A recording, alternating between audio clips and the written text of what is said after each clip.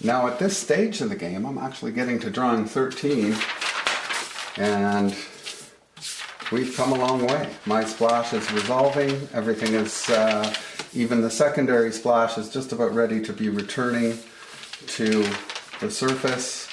And now at this point I am going to be animating completely straight ahead, intuitively following through the ripples that we see. We have some faster moving ripples now that were created by the secondary splash. And the primary splash, as I mentioned earlier, it accelerated as it fell and it obliterated the slower moving ripples which were already there.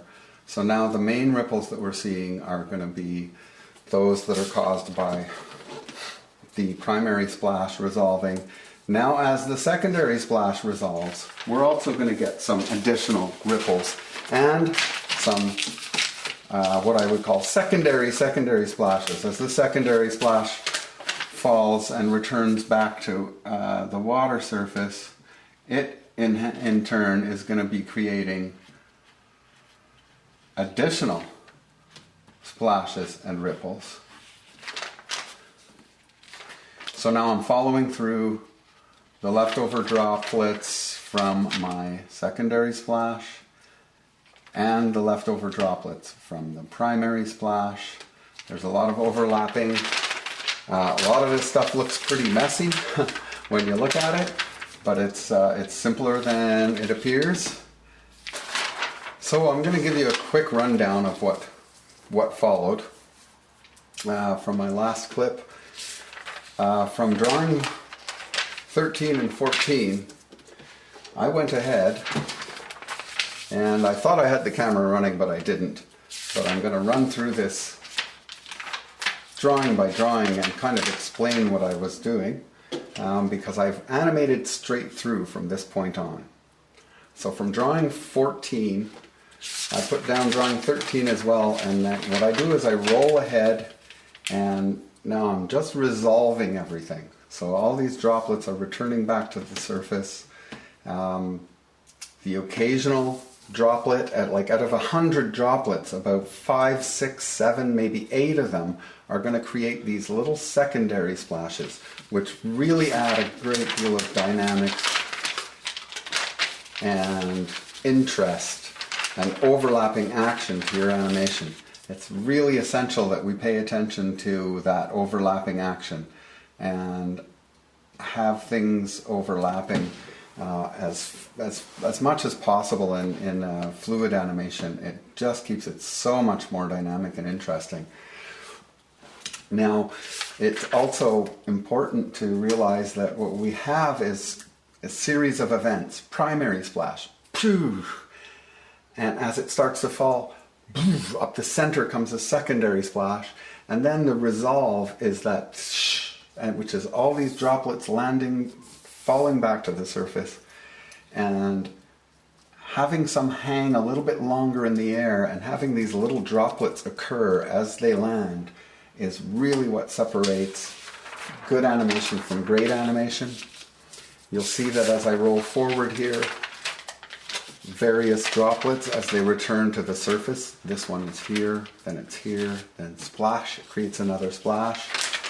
This large drop here was this drop, then this one, then it's right over the surface, and then splash, creating another little splash.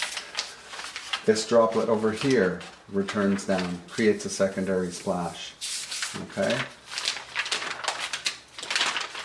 And the main body of ripples are just emanating out very slowly. So as I animate straight ahead, I really just pencil these in almost over the last one, just moving and emanating outwards slowly. I don't get carried away with the details and try to animate every single ripple perfectly.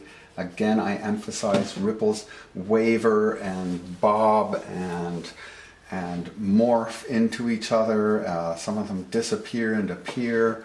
It is light waves bouncing off the surface, just illuminating these waves as they move across the water surface. So their very nature is that they're very elusive and that they come and go. So we don't have to be overly perfect when we're adding these secondary splashes. Now, a nice thing that we'll see happening with these additional splashes as they happen, as the droplets return to the surface, is that they create, again, additional ellipses, which then overlap with the existing ellipses, and that starts to create some really nice designs as well. One thing I like to do, again, at this point, remember my initial perspective grid and my ellipse guide. I like to put that down and take a look, and let's see if I'm still on track as far as my ellipses are concerned. Do they feel like they're laying on the same surface?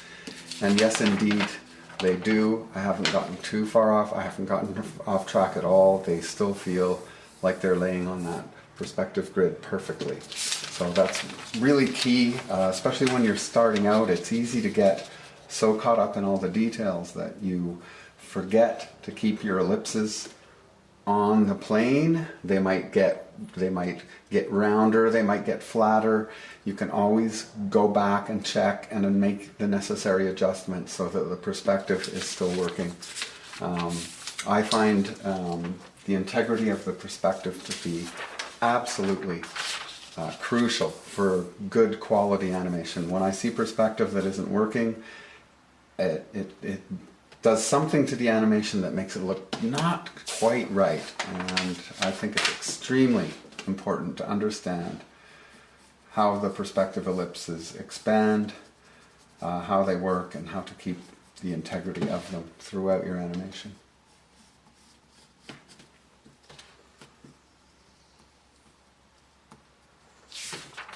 So I went ahead and I animated straight ahead.